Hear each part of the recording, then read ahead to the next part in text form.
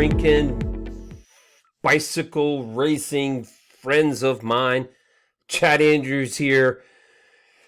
Beer and pizza presented to you by Unknown and Unknown Bike and Brew. And what are we talking about today? First of all, does this make you guys feel sad here that this proximity of beer drinking and friends and family and everybody hanging out close together like that? Yeah, it's kind of a bummer.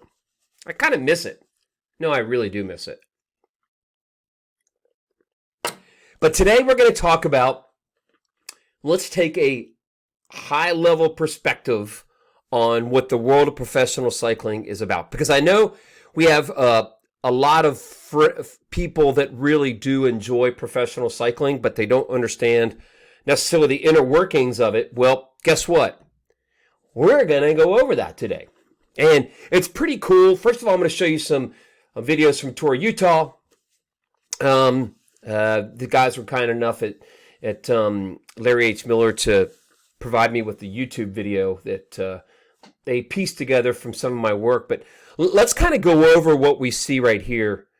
What we see right here is obviously this is kind of like every major UCI race has something like this. And this is inside of what we call, it used to be called the Race Bible, and now it's called the Tech Guide. And we all get it. It's like 40 pages. It talks about the jerseys. It talks about the time starts of each stage, where staging is for media, where staging is for the police, where staging before each stage. There's just so much broken down in these tech guides, and it's really pretty cool. What you see here is a good view of kind of one of the pages that we get inside the tech guide. Before we go into this, what I'd like to go over is what happens before each stage. The state police, local, fire, those guys, they have a meeting individually, and then the race director has a huge overreaching meeting where we're talking to us, the media people that are going to be on the media, the photographers, the videographers, the cameramen, the talent. I don't know if you can call me talent or not, but that's what I'm called. The police, the teams and the riders are not involved. That happens before, the night before, if there's any need for that. And then we break down, we high five, then we go to all of our positions and get ready and get set up. And this right here is kind of the way it sets up before the stage begins. But here is the start line. That's the start line at the beginning. All the rest of these people, well, most of them, they're out in front of the race, getting ahead. Except for this guy.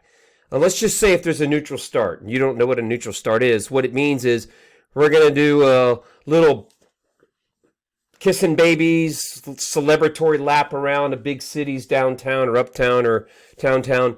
Com 2 is here, and what they do is they why isn't there a sunroof here? There should be a sunroof here. Anyway, the chief official, the Com 2 will pop out with a little thing that what we call in the world of cycling is a donut. They'll go out of the roof. They'll have it either red or green. If we know that it's a start straight out of the gate, don't even worry about it. But if it's a neutral start, they have to stay behind the car, the Com 2, before we start the race. So they'll flip it like this. It'll go red, red, red. He'll look around. We'll at mile 6 or 5K or wherever the official start of the race is. They'll get out of the way and flip the donut green, and then we're off to racing, and usually it's hell and bedlam. All right. When you're out on the road, sometimes the dynamics of this switch a little bit, but the guests are the VIPs. Motor marshals are the guys that get everybody out of the way, so they go up the road along in conjunction with state police. Not only is there state police there in the peloton, but they're all strategically placed at each stop sign and stop light as you head out of town and throughout the whole race course itself. Okay? Then you have, of course, your peloton here, here, here, and here. Then you have Com 1. They follow behind the race, but when there's a breakaway, they flip. One Com takes, or let's just call them race officials, so it doesn't get confusing. But you got COM 1, COM 2, COM 3, and COM 4. COM 1 and COM 2 and COM 3 move around. COM 4 is back near neutral support. Matter of fact, I'm trying to remember. I spend most of my time around 1 and 2. But that's irrelevant. In this situation, then you have the team cars. Now, the cool thing about the team cars is that they stage differently based on their general classification. So at first there's a draw. Draw 1. Hey, Team A, you're here. Draw 2. This is at the team and directors meeting, staff meeting, or whatever before the race, 7-day, 10-day, 24-day, 21-day race. And then after that, they're all put in here based on where they are in the general classification overall. So if you have a guy that's leading the overall, obviously that team car is going to, Team A has their rider that's leading the overall. He is going to be, their team car is going to be here. And then back and further back, you get the worse and worse your team and your riders are performing, the farther back you go. But that's understood. Then you have, down here, you have the ambulances and the broom wagon, police, and end of convoy. But it's a little bit more intricate than that. You also have situated in here, for me, God, I guess these guys are going to be back in here, is 3G, or whoever is providing me support if I have a technical issue with my communications. Because on my motorcycle, when I'm in the tour of the races, it is covered in stuff. Like, it is a massive motorcycle that's carrying tons of stuff. All right, well, sorry about that. Let's get this guy out of the way.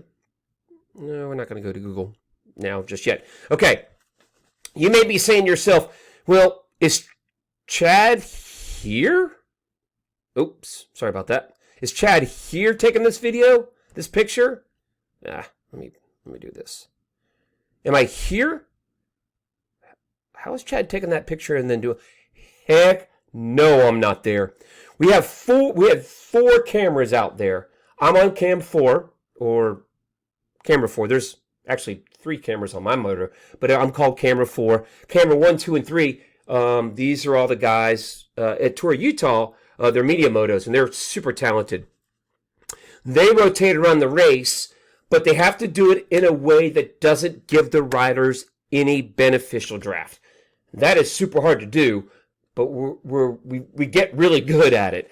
So here you could see the difference of where I am relative to the race is, and this isn't all going to be about me, but it just gives, people have asked, so I think it gives interesting perspective. But I am in front of where these guys are. So I am actually in front reporting as the peloton is coming, but the camera, I'm cam 3, cam 2, I'm not really sure. But that means that these guys are in, the photo is, and here's another cool thing, that you get the beauty of this, which is you're getting this shot here from the helicopter, you're getting this shot here from camera 3, and you're getting this shot here. Here's Stewie, there's me, and this is camera 4 right here, along with the microphone. So you're getting actually 3 shots there at the same time, and the directors, of course, they do a great job. They work for the Jazz. They're switching cameras right, left. 3 go here, 2 go there. Thankfully, I only hear a portion of that. But it is pretty awesome how it all goes down. Cool? All right. So let's jump ahead a little bit.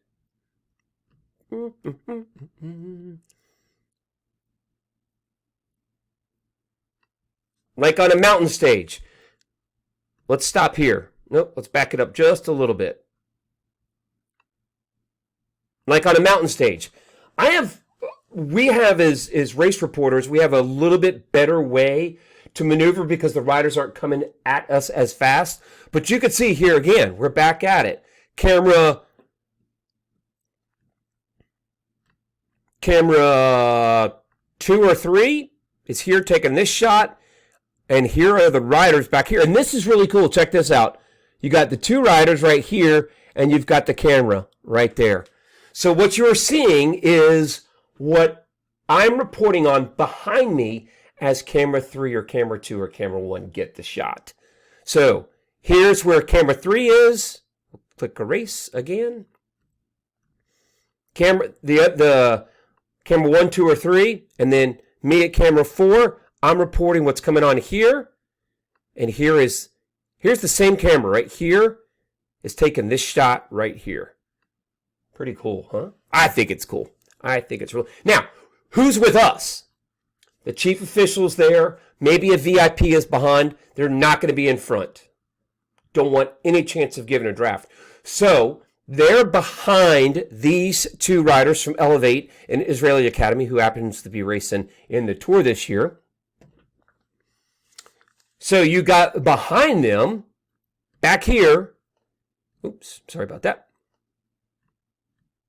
Back here, and behind them is the VIPs, the dignitary, the chief official, and those kind of guys. Now, let's erase that, give you guys a little bit more perspective. Click that off. Hello again. Now, let's go again. This is always some of my favorite shots right here. Now, you can see the setup and the dynamic of the peloton, the officials, everybody. What I did is I told Stewie, shoot ahead so that we could report on the front end of the bike race. Let's give you some perspective again. All right. Here is the entire caravan. Riders all the way back to team cars, ambulances, and everybody. Here you have a moto, camera moto, that's trying to get a great shot without getting in the way. They're pros at it. They do good. Now, what I am, here is all this right here is all right there. My camera that's situated on my moto is taking that shot from camera 4, which is me and Stewie, all the way back to here. So it's giving you two perspectives that I think are super cool. Now, who's in front of me? Let's click erase.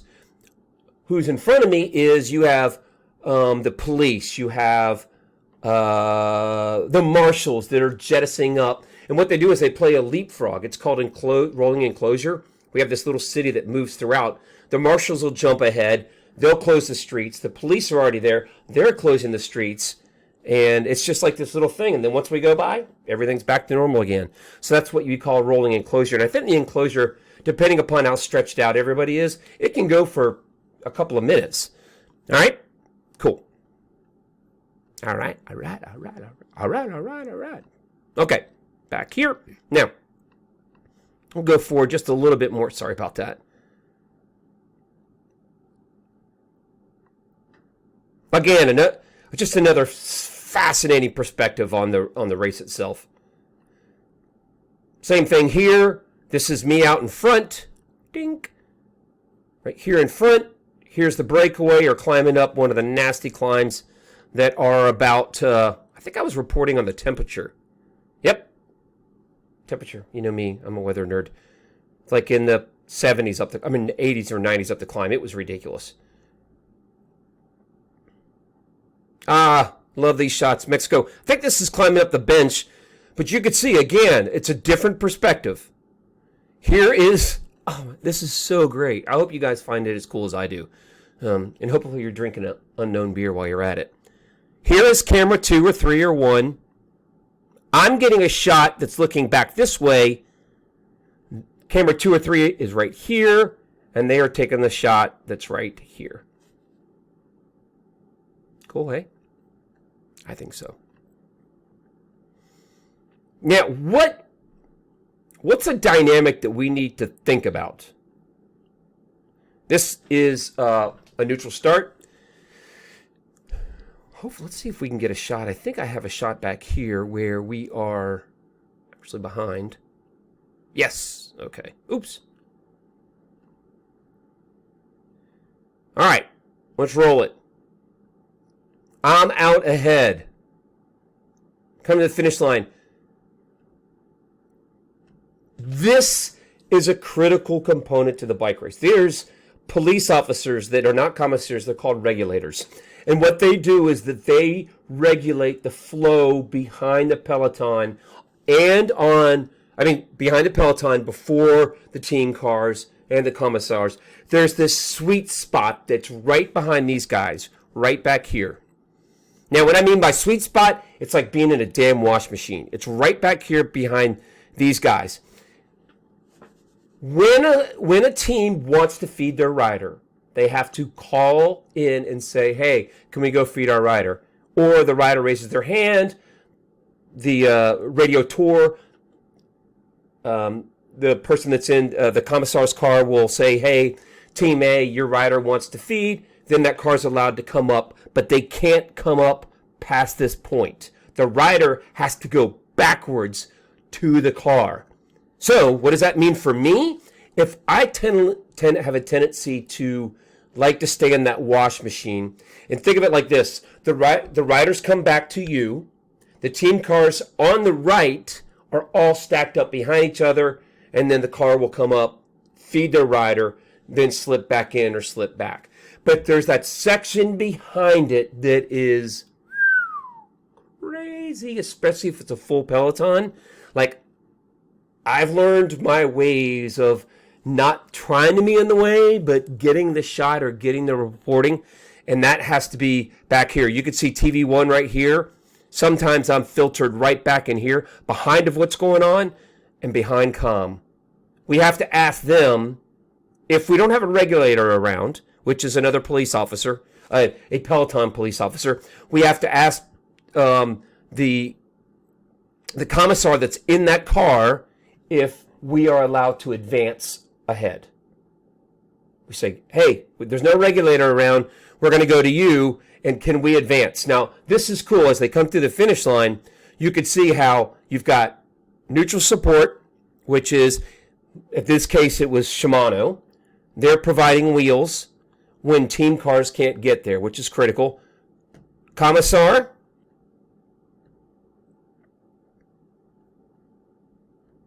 roll it. I thought we'd hold that. But anyway, you get a perspective there of just what goes on. And we go back. Here's another sign right here. Here's that thing that I was telling you guys about feeding. This rider wants to be fed. Not like a burrito or something. Just wants water, or maybe wants to talk to the team director or manager. Hey, I need some help. Some technical issues or whatever. This is a great shot as it flips around. So, Mavic, excuse me. Sorry, you guys. Shimano is saying, hey, do you need a wheel? This guy's saying, maybe in Spanish, maybe in English, maybe in Portuguese, who knows? I think I do. Commissar decides on the validity of it. You've got a camera here, and it looks like a marshal there, and more support.